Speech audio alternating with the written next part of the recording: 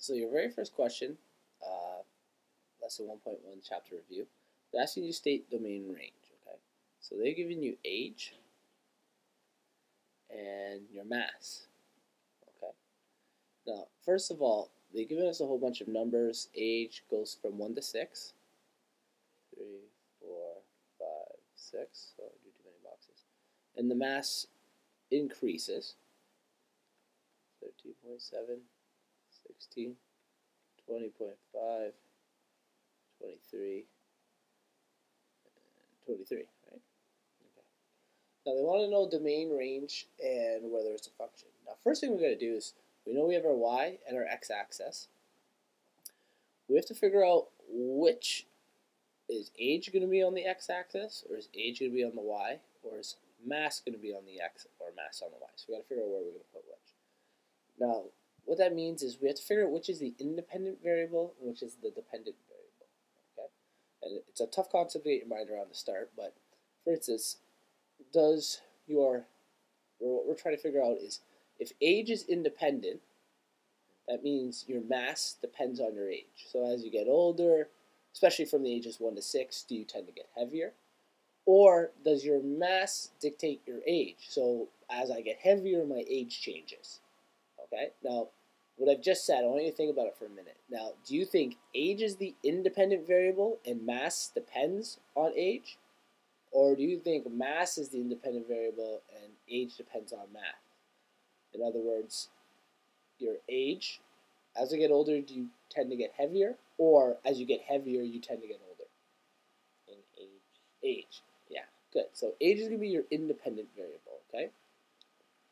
And it makes sense. As you get older, up to a certain age, you tend to get heavier as a human being. And your mass is dependent.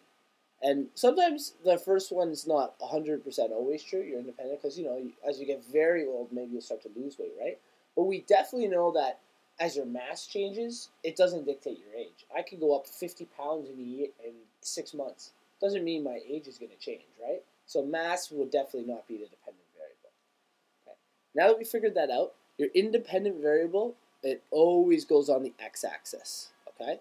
So we're going to call that x, and then our dependent goes on the y, okay? Once we have those, we're going to plot our points. Now I'm going to have to just make a scale here. Age goes from 1 to 6, and mass goes up to 23. So I'm going to make a scale that goes up by 3, 6, 9, 12, 15, 18, 21, 24, 27, 23, okay? Just making that for our y, and our x will just go up 1, 2, 3, 4, 6, 7, 8, 9, 10, okay? I need to plot these points. Each of these is a coordinate, okay? This is the x value of the coordinate, this is the y value. So I got to plot each point. So the first point, when x is 1, y is 11.5. So I'm going to estimate. Say it's about there. Okay, so I've done my first point. Second point, 2 and 13.7. Here's 2. 13.7 is probably around there. Second point. 3 and 16. 3, 16 is probably about here. 4 and 20.5. 4 and 20.5 is probably here. 5 is 23. Probably here. And 6 was 23. Okay? Now we don't connect these dots because each of these are just coordinates. So there's 6 coordinates. We have to tell if it's a function or not. And what's important is if I can draw a vertical line. If I can draw a vertical line and it only touches one point every time I draw a perfectly vertical line, that means it is a function. So as I continue to draw vertical lines all the way down, is there any point where this vertical line touches 2 points? No. So that means it passes the vertical line test. Therefore, it is a function. So I would go A, sorry, no, that's question C, but let's say we answered it already. C, is this relation a function? Yes, it is a function. Another way to look at that is there should always be only one y value. Did I do this last time?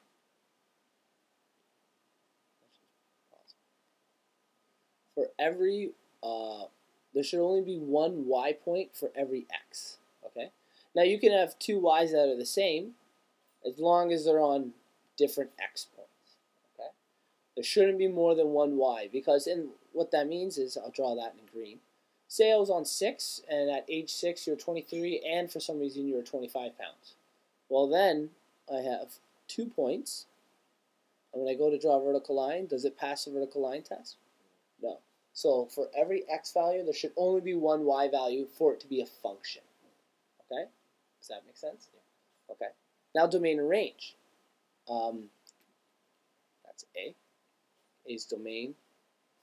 B was range, the question. Domain deals with only your x values. Okay? Because this isn't continuous, and what I mean, a continuous function will look like this. It's going to have a line and go all the way through. Okay?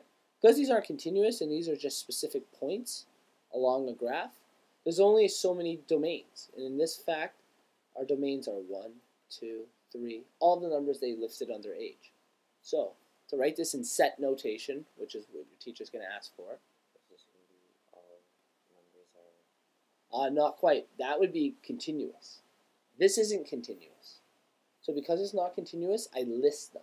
So from 1 to 6? Yeah. 1, 2, 3, 4, 5. Don't forget 6. That's your domain. Because the points in between don't exist. Okay? It's not continuous. Range, same idea. Not continuous, so I don't use x or y as every real number. I just list them. So usually list them in order too. 11.5, 13.7, 16, 20.5, 23. I don't have to put 23 twice because it's the exact same number. Okay? Okay. So the second question, they've asked you to determine if this is quadratic, linear, or neither without graphing this. Okay? You could graph it and connect the dots and kind of figure it out. Without graphing. What we do without graphing is, what they're looking for is your differences between your y values. Okay? We find the differences between them. When we subtract them, if the first differences, so that will be the ones in this column, if they're all the same, then we have a linear function. Okay? Now, if they're not the same, I'll then subtract them from each other. Okay? And that will give us our second differences. If second differences are the same, it's quadratic. If second differences aren't the same and first differences aren't the same, what is it? Yeah, it's neither. Okay, so these are our options. So I kind of set it up like this. Okay, so first thing I do is I just subtract. 1 subtract 2. What's that going to give us? Okay. So you did 2 subtract 1. So now we're going to do negative 3 subtract 2. So we got to think about that. I'll write it down on the side. The first one we did 2 subtract 1. We got 1. So we went from here to here. Now you got to keep that same pattern. So I go from here to here. I get negative 3 subtract 2. You know what that's going to be? Yeah. So we get negative 5. That's this difference. What about negative 14, negative 3? So that's going to be negative 14 subtract negative 3. Close. Because I have 2 negatives. Consider that like being a positive, okay? So I can actually replace those 2 negatives with negative 14 plus 3. Okay? So what's it going to be in that case? Negative 11. Good. So we get negative 11. That's the next number. And finally, we do negative 31 subtract negative 14. Same idea as before. 2 negatives are beside each other. Negative 31 plus 14. Okay? That one's going to be 17. Okay? Or negative 17. So we're going to look at that. Negative 17. Okay, so now we look. Were the first differences all the same? No. So definitely not a linear equation. I now take the subtraction from these. So I go negative 5, subtract 1. And I'll do those ones in green. Okay? So negative 5, subtract 1. You know what that'll be? Good. Next one, negative 11, subtract negative 5. Negative 6, good. And negative 17, subtract negative 11. Negative 6. So when we go to second differences, Are they all the same? Yeah. They're all the same, so what type of function is it? Quadratic. Boom. Quadratic. That's how you figure it out without graphing. That makes sense? Yeah. Okay. Next thing we're going to go over, this is kind of still lesson 1.2. Okay. The degree of a function. First, what you do to find a degree of function is you look at the variable in the function and what exponent it's to. So if there's no exponent there, what do we assume is there? Do you know?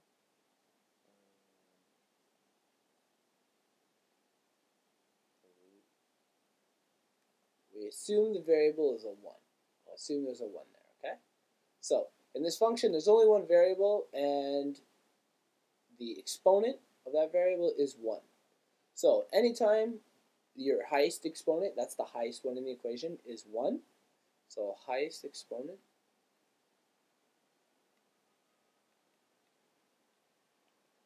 equals 1. That means we have a linear equation. Okay? If the highest exponent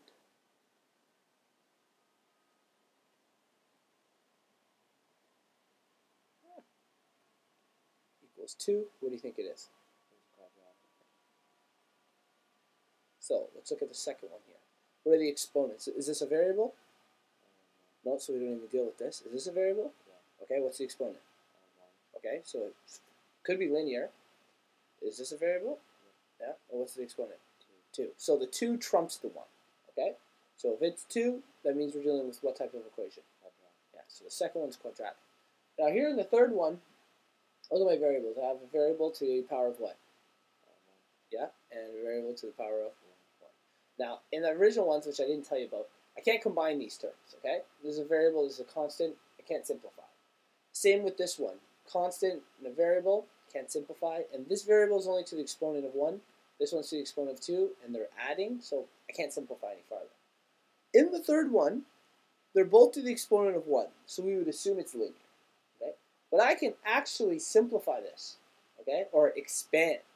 Have you done distributive property? Do you remember doing that when you multiply in? So when I multiply in the brackets, x times x is what? Do you remember?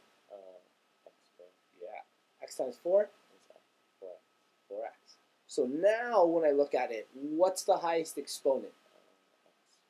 X squared. So what type of function is this going to be? Quadratic. Even though when we originally looked at it, it looked like it'd be linear, I have to expand it, find out. So last one's quadratic. Okay?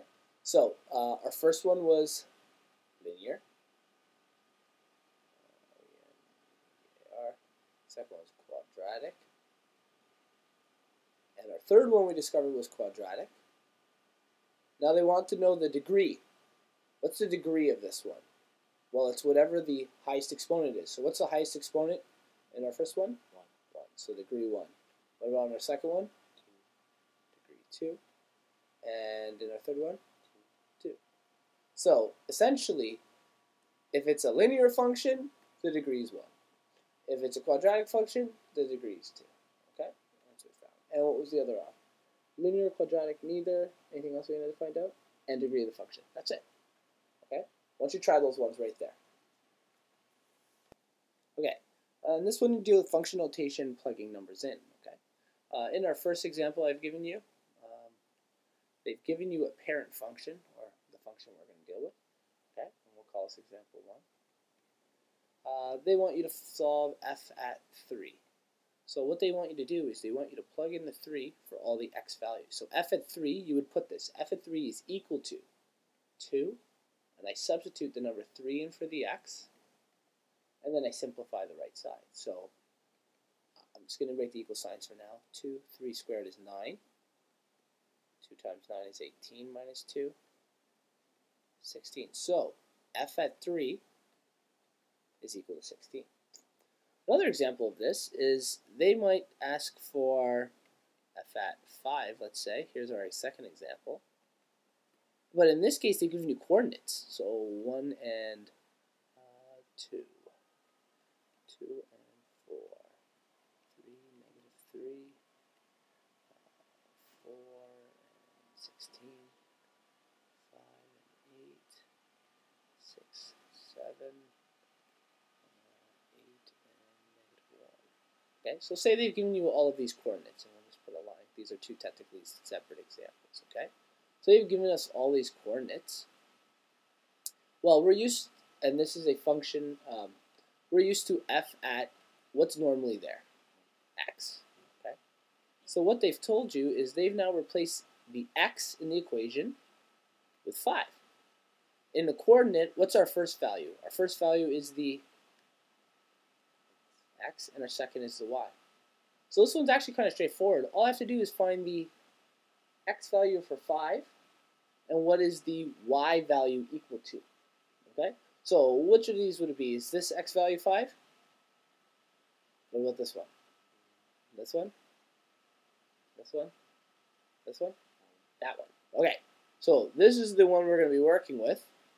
We found the f at 5. What is it equal to? So the input is 5. So our input was the number 5. So f at 5 is equal to, our y value is the output. So what was our y value? 8. So f at 5 is equal to 8. Okay? Does that make sense?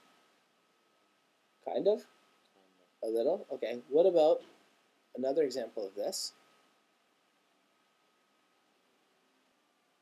Again, we have our function. There's our y and our x. And it's an f at x function. They haven't told us what the equation's equal to, right? But in this one, they're going to ask us, let's see if we have any good examples. Yeah, we do. They might ask us for f at 4. Okay.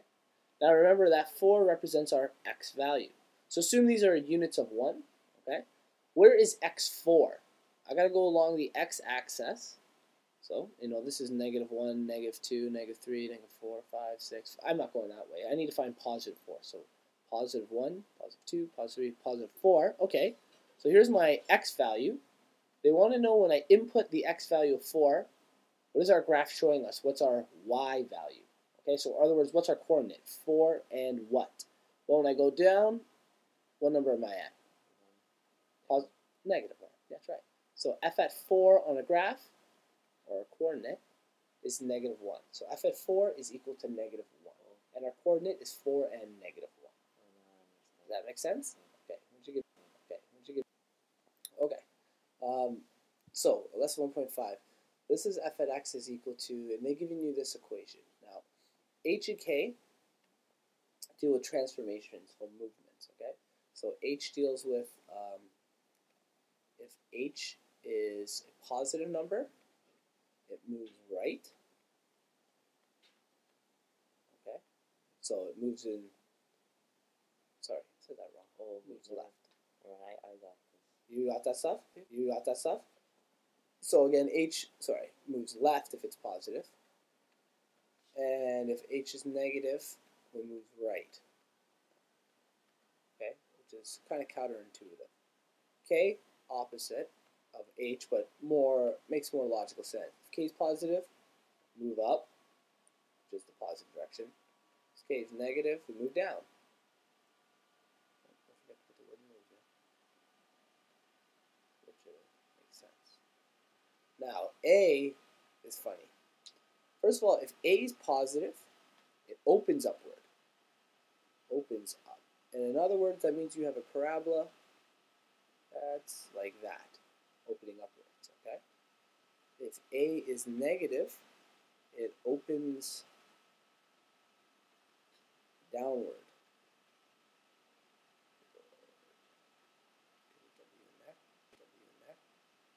Which means it goes like that.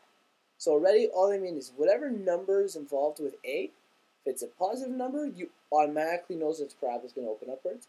If it's a negative number, you know it's a parabola that's going to go downwards, okay? And the absolute value of k, okay? So this is absolute value of k. Sorry, not k, A. A is greater than 1. We have a vertical stretch. Spelling is atrocious today. Vertical. And if A is between 1 and 0, we have a vertical compression. Now I've used a lot of words, which are all nice, but let's look at this as a graph, okay?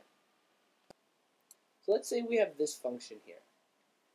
First thing I'm going to do is underneath is I'm going to quickly write my theoretical model. Okay, I'm used to H and K and A, so I put my A, my H, and my K right underneath.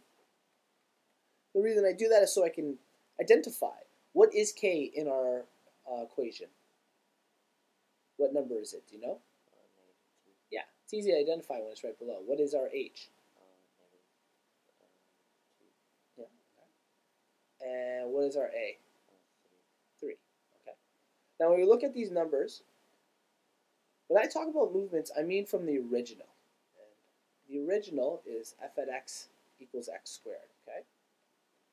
Now to draw an original parabola, it always helps. Our vertex is always at 0 for the original. From the vertex I move. Okay. I go over 1. And whatever I go over by, I square that number to figure out how much I go up by. Okay? So because I went over 1, what is 1 squared? 1. So I go up 1. So my next point is at 1 and 1 here. Okay? So I've moved over 1, up 1. Now what about if I go the negative direction? I go back 1, negative 1. What's negative 1 squared? 1. Positive 1. So I go up 1 again. Here we go.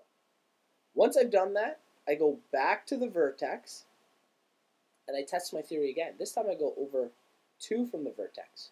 What is 2 squared? 4. So I go up 4 from there.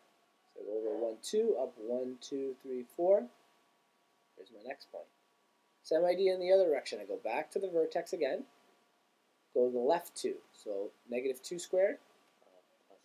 Positive 4. So I got 1, 2, 3, 4. So again, going back 4 and up 4, okay? Does that make sense so far? So what if I go over 3? How many would I go up? 9. Yeah, that's right. We square 3, we get 9. That's about all I can fit on this graph right now. So, our parabola, our original parabola looks like that, okay? Now when we're talking about transformations, we're talking about movements from the original parabola. So I'm just going to zoom out just a little. Now, first thing we dealt with is our K, go negative 2. So I go from that vertex, I go down 2, okay? So I go down 2 units, 1, 2. What about my H? My H is positive 2. So which direction do I go? Left. So I go 1, 2. So my new vertex, we'll do this one in green, okay? My new vertex is here.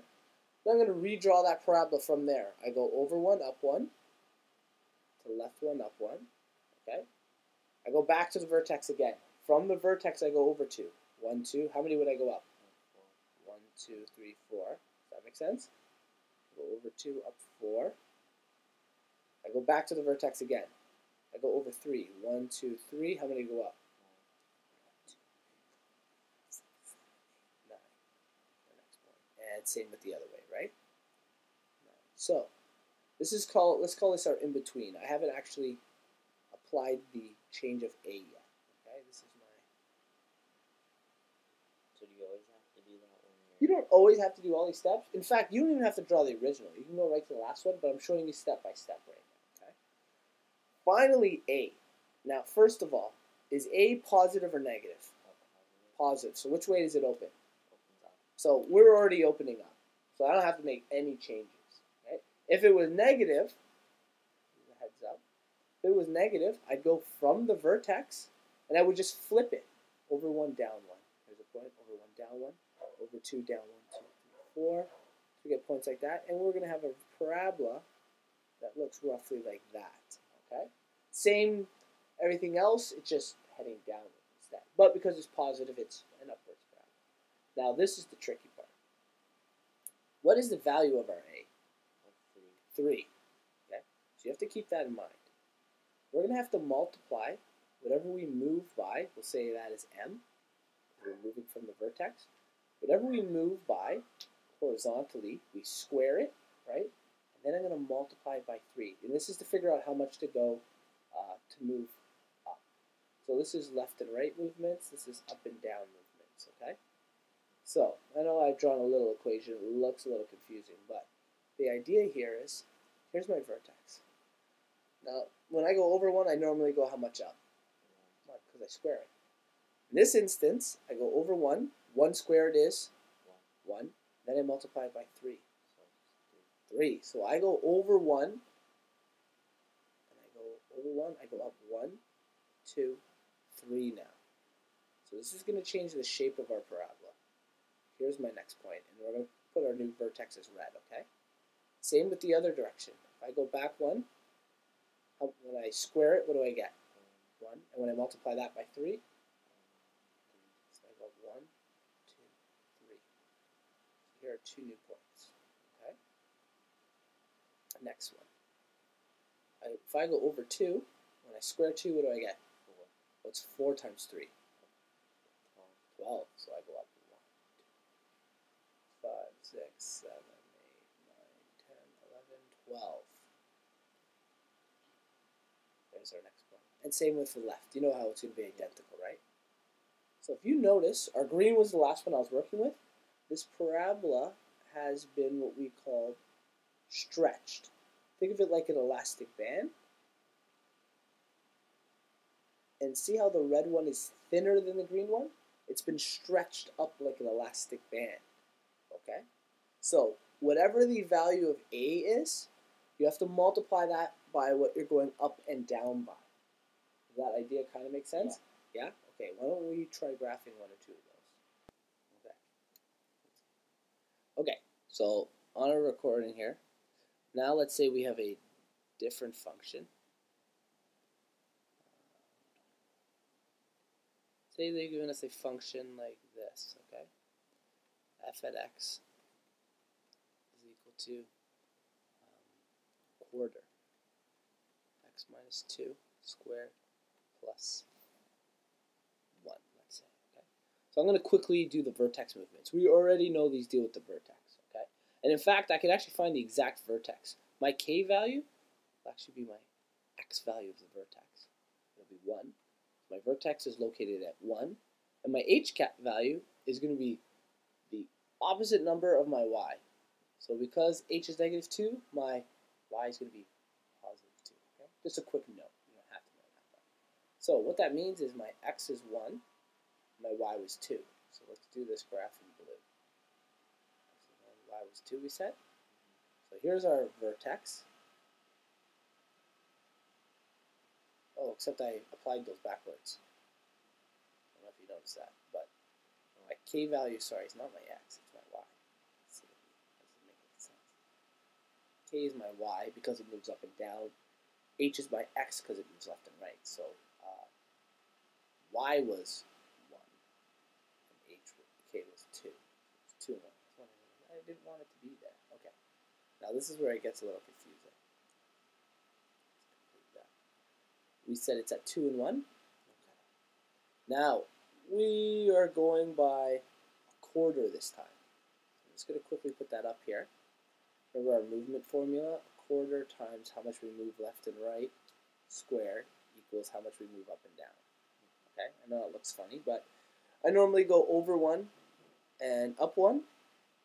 Well, I go over 1, I square it. What's 1 squared? 1. What's 1 times a quarter?